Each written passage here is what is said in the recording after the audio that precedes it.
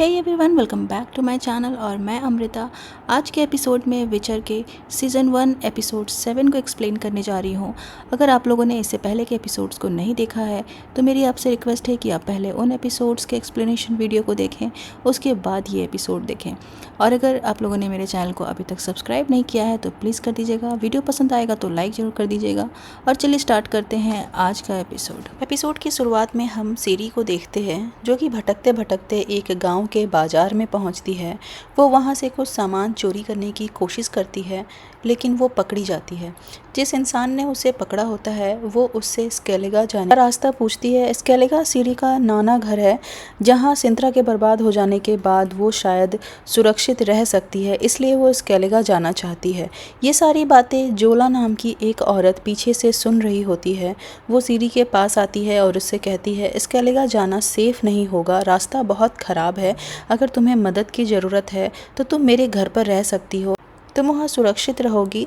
सीरी अपना सर हिला देती है। वो औरत कहती है कि तुम यहाँ थोड़ी देर इंतज़ार करो घोड़े के पास, मैं बाज़ार से कुछ सामान लेकर थोड़ी देर में आती हूँ। सीरी हाँ कह देती है, पर सीरी के साथ जो कुछ भी अभी हाल फिलहाल हुआ है उसका किसी पर विश्वास कर पाना बहुत मुश्किल है। उस औरत के वहाँ से हटते ही सीरी उस घोड़े पर बैठती है और उस घोड़े को लेकर वहाँ से भाग जाती है। और इधर दूसरी तरफ निल्फगार्ड के सैनिक सिंत्रा पर अटैक करने के लिए धीरे धीरे बढ़ रहे होते हैं। और यहाँ एक बात मैं याद दिला दूँ कि अभी टाइमलाइन प्रेजेंट टाइम से 12 दिन पीछे चल रहा है। इट मीन्स अभी सिंत्रा पर अटैक नहीं हुआ है।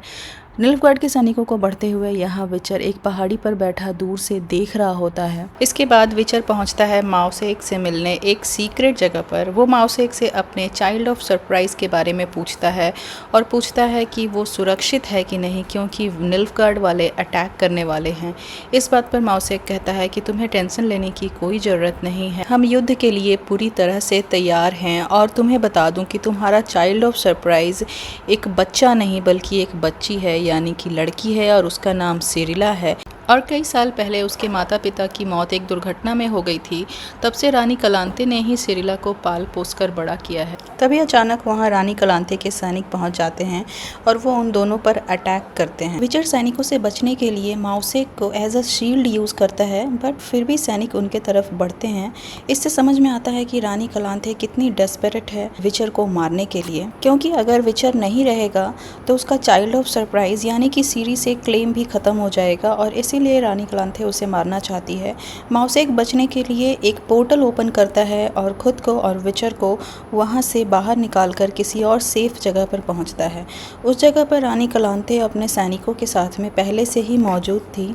रानी कलांते विचर को देखकर शॉक्ड हो जाती है। उसके और विचर के बीच में काफ़ी बहस भी होती है। रानी कलांते हमें बहुत कॉन्फिडेंट नज़र आ रही है, उसे पूरा विश्वास है कि वो निल्फगार्ड को बहुत आसानी से हरा सकती है। लेकिन हमने फर्स्ट एपिसोड में ही देखा था कि निल्फगार्ड ने सिंत्रा का क्या हाल किया था युद्ध में। एनीवेज हम आगे बढ़ते हैं। यहाँ विचर कलांते से कहता है कि मैं यहाँ सीरी पर कोई दावा करने नहीं आया हूँ, मैं बस चाहता हूँ कि सीरी इस युद्ध में सुरक्षित रहे और इसमें बेहतर यही होगा कि युद्ध के दौरान मैं सीरी को लेकर किसी सुरक्षित जगह पर चला जाऊं और जब युद्ध समाप्त हो जाए तब मैं उसे आप लोगों के पास सुरक्षित वापस कर दूं।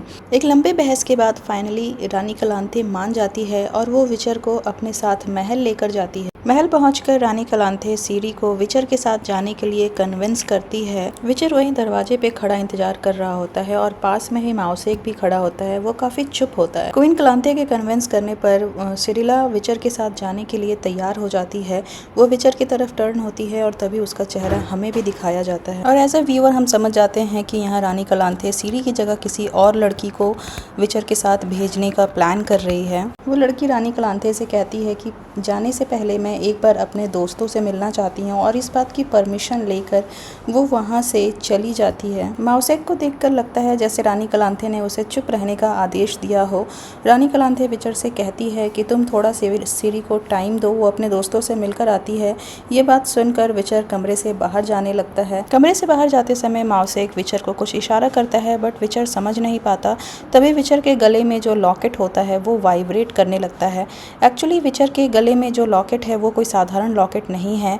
किसी तरह के फरेब या धोखे के समय वो लॉकेट विचर को सिग्नल देता है, उसे आगाह करता है और इस वक्त भी वो लॉकेट वाइब्रेट करता हुआ एक रास्ता दिखाता है, जैसे कि वो कुछ समझाना चाह रहा हो विचर को, और विचर चुपचाप उस रास्ते को फॉलो करता जाता है।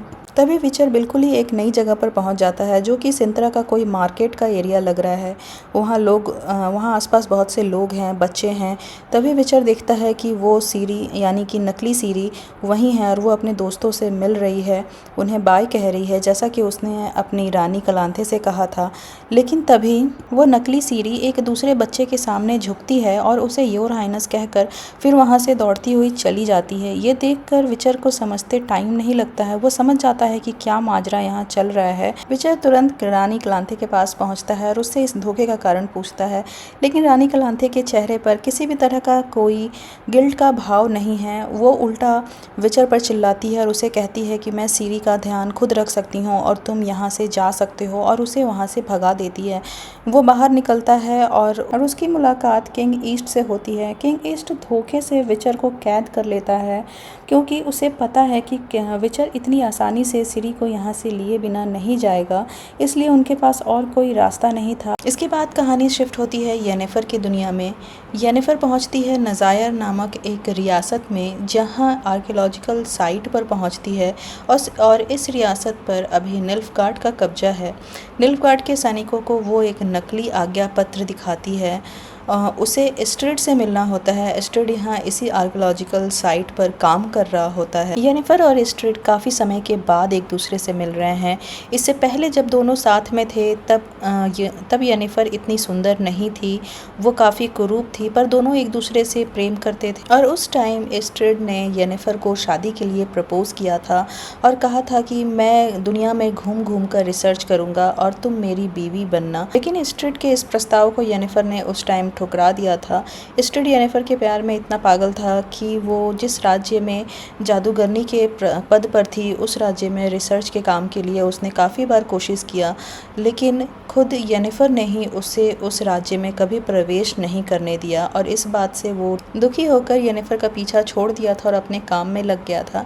आज येनिफर एस्ट्रिड से मिलकर वो सारी बातें उसे याद दिलाती है और कहती है कि मैं तुमसे शादी करना चाहती हूँ और तुम्हारे उसी प्रस्ताव को पूरा करना चाहती हूँ।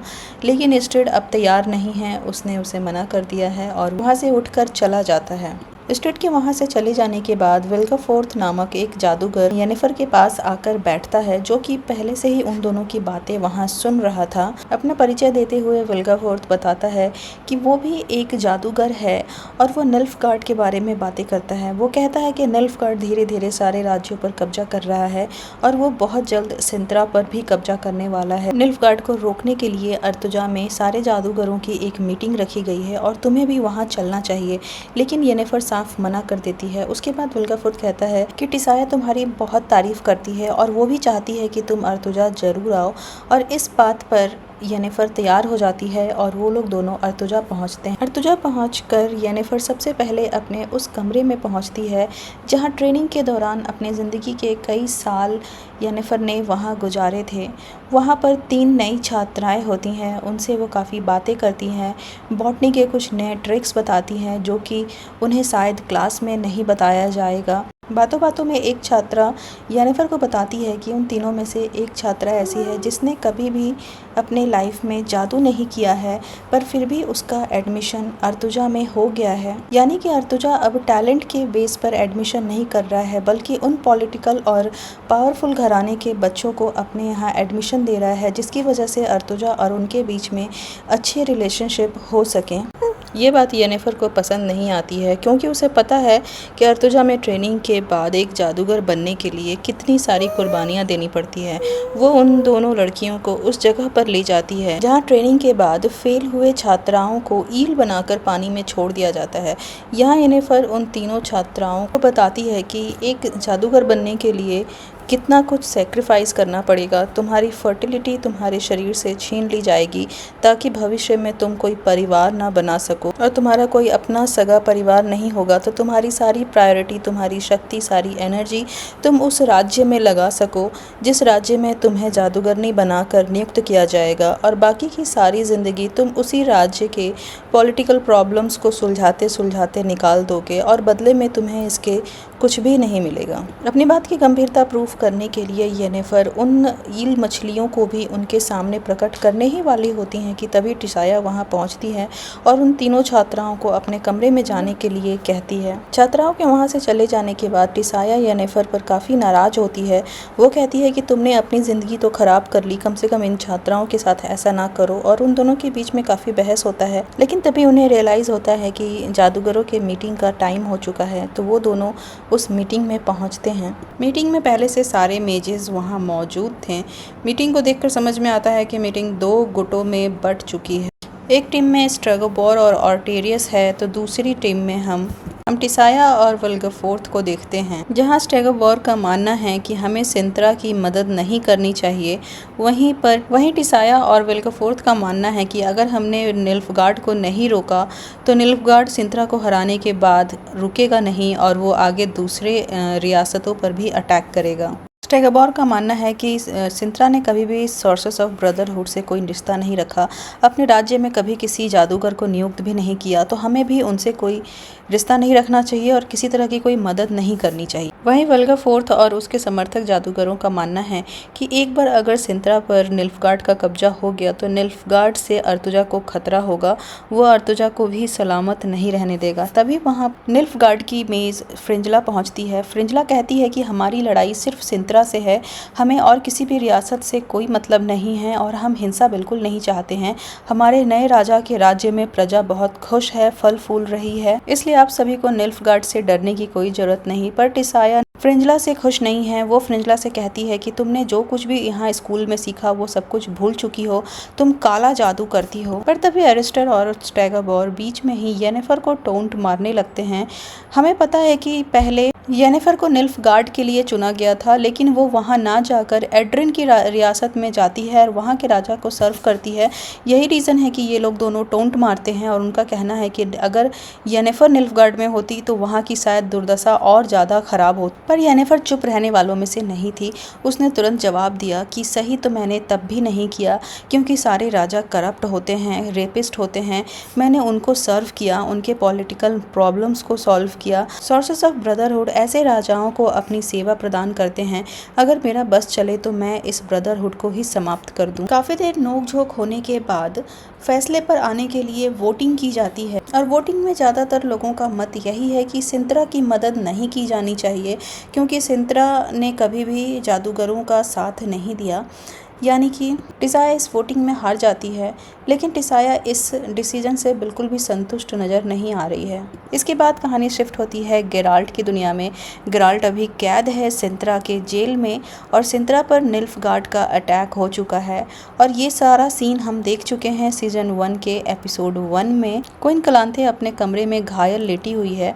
मौसे क्वीन क्लांथे के पास में ही हैं और अब इन दोनों को रियलाइज़ हो चुका है कि इन्होंने आश्चर्य का कानून नहीं माना और उसी वजह से आज डेस्टिनी इनके खिलाफ जा रही है और सिंत्रा की हालत बहुत ख़राब हो रही है। आप सभी को याद होगा कि गेराल्ट को आश्चर्य के तोहफे के रूप में सीरी को दिया गया था, लेकिन क्वीन क्लांथे इसके खिलाफ थी और उसने इस आश्चर्य के कानून को नहीं माना था। क्लांथे मौसेक को बताती है कि गेराल्ट अभी भी सिंत्रा के कैद खाने में कैद है और वही हमारी आखिरी उम्मीद है। तभी मौसेक भागता हुआ कैद खाने की तरफ जाता है ताकि वो सीरी और गेराल्ट को मिला दे ताकि कुदरत का ये कहर रुक सके। लेकिन मौसेक कैद खाने में पहुंचकर देखता है कि गेराल्ट पहले ही कैद खाने को तोड़कर वहां से भाग चुका है। ये बुरी खबर लेकर मौसेक पहुंचता है क्वीन क्लांथे के पास में। क्लांथे ये खबर सुनकर काफ़ी दुखी हो जाती है, उसका आखिरी उम्मीद भी टूट जाता है। उसके बाद सीरी को वो अपने पास बुलाती है और उससे वही वाली बात बताती है कि गेराल्ट ऑफ रिविया को ढूंढो, वो तुम्हारी डेस्टिनी है। और ये सारा सीन हम लोगों ने सीज़न 1 के एपिसोड 1 में पहले ही देख लिया है। क्लांथे सीरी को एक सैनिक के साथ राज्य से बाहर भगा देती है, इस उम्मीद में कि एक दिन गेराल्ट उसे ज़रूर ढूंढ लेगा। इसके बाद रानी क्लांथे मीनार से कूदकर अपनी जान दे देती है। मीनार से अपनी जान देते हुए गेराल्ट रानी कलांथे को देख लेता है और वो काफ़ी घबरा जाता है ये सोचकर कि जब रानी कलांथे और बाकी सभी की ये हालत है तो जाने सीरी की क्या हालत होगी और वो कहाँ होगी। वो काफ़ी डरा हुआ वहाँ से भागता हुआ महल की ओर जाता है ताकि वो सीरी की तलाश कर सके। और वहीं दूसरी तरफ माउसेक की मदद से सीरी एक सिपाही के साथ वहाँ से भागने में कामयाब होती है। और इधर गेराल्ट सभी सैनिकों को मारता हुआ सबसे पूछताछ करता है सीरी के बारे में, पर उसे कुछ हासिल नहीं होता। इसके बाद कहानी शिफ्ट होती है सीरी पर। सीरी को हम एक जंगल में देखते हैं जहाँ वो अकेले है, छिपी हुई है। उसके पास एक घोड़ा है जिसे उसने उसी औरत से चुरा लिया था जो बाजार में उसे मिली थी। सीरी उसी जंगल में आग जलाकर अपने घोड़े से बात कर रही होती है। तभी कुछ लोगों की आने की आहट सुनाई देती है। वो अलर्ट हो जाती है। वो देखती है कि 4-5 लोग उसकी तरफ बढ़े जा रहे हैं। उसमें से एक लड़के को वो पहचानती थी। वो उसका दोस्त था जो कि उसके साथ खेला करता था। उसको देखकर सीरी खुश हो जाती है। सीरी को लगता है वो लड़का उसकी मदद करेगा, लेकिन इस लड़के का व्यवहार बहुत ही ज़्यादा अजीब होता है। वो लड़का सीरी से कहता है कि हम में से कोई भी तुम्हें पसंद नहीं करता था, हम सभी तुमसे नफरत करते थे। तुम्हारे साथ खेलने का बस एक ही कारण था कि तुम सिंत्रा की राजकुमारी थी, लेकिन आज सिंत्रा बर्बाद हो चुका है। आज मैं तुम्हें ले जाकर निल्फगार्ड वालों को दे दूंगा और निल्फगार्ड वाले इसके बदले हमें इनाम देंगे। इसके बाद वो तीनों लड़के सीरी को ज़बरदस्ती वहाँ से खींच कर ले जाने लगते हैं, लेकिन तभी सीरी पर एक दौरा सा आता है। सीरी के अंदर अचानक बहुत सारी ताकत सी आ जाती है। वो उन तीनों लड़कों से खुद को छुड़ा लेती है और एक भविष्यवाणी करने लगती है। साधारण शब्दों में सीरी के भविष्यवाणी का अर्थ ये है कि बहुत जल्दी आइस एज आएगा और इस आइस एज के आने से सारे ह्यूमन बींग्स मारे जाएंगे, बचेंगे सिर्फ एल्व्स, और उन एल्व्स को बचाएंगे वो जिनके रगों में एल्डर ब्लड दौड़ रहा है, यानी कि सीरी। आगे की कहानी में इस भविष्यवाणी का बहुत महत्व है जो कि आपको धीरे धीरे खुद ही समझ में आ जाएगा। और इसी के साथ ये एपिसोड यहीं पर समाप्त हो जाता है। तो आप लोग को कैसा लगा ये एक्सप्लेनेशन प्लीज़ ज़रूर बताइएगा।